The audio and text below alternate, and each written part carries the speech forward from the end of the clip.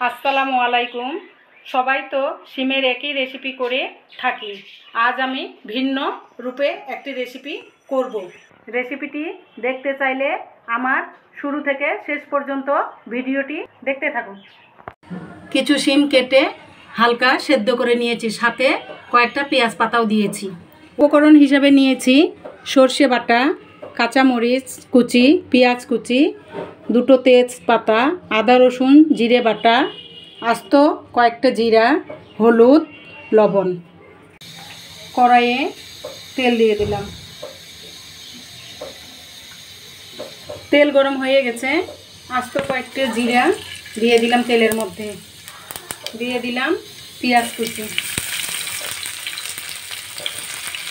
কাঁচামরিচ পাতাও দিয়ে দিলাম, তেজপাতা দিয়ে দিলাম।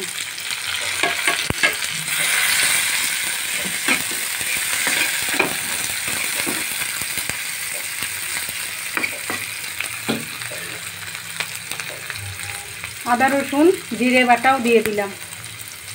পরিমাণ মতো হলুদ দিয়ে দিলাম, স্বাদ মতো লবণ দিয়ে দিলাম। এখন ভালো মতো মশলাগুলো কষে নিব।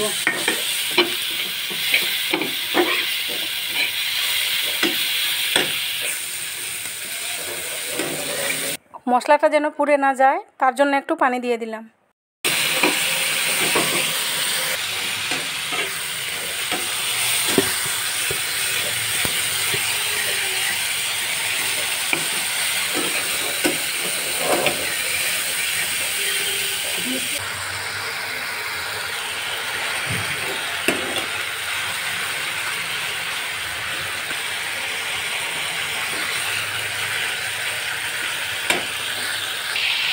শিমের কালার ঠিক থাকবে, তাই একটু চিনি দিয়ে দিলাম। সর্ষে বাটা দিয়ে দিলাম।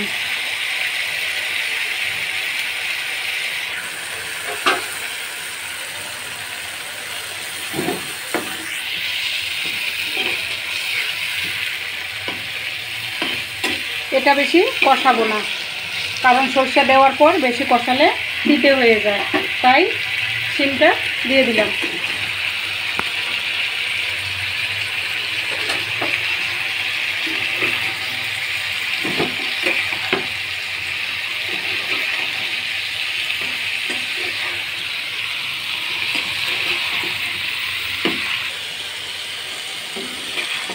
এইভাবেই কিছুক্ষণ মিশিয়ে নিব সর্ষে বাটার সাথে।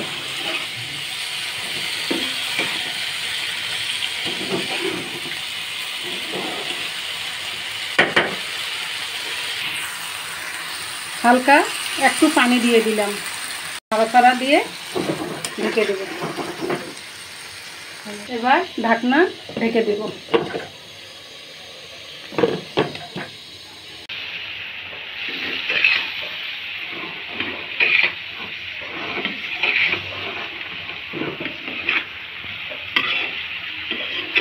আমার শিমের রেসিপিটি হয়ে গেছে, নামিয়ে নিব।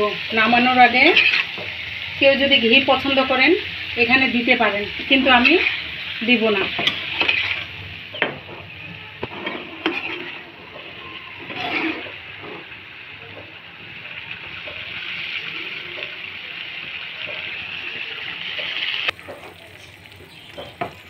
আমি এখন শিমটি অন্য পাত্রে ঢেলে নেব।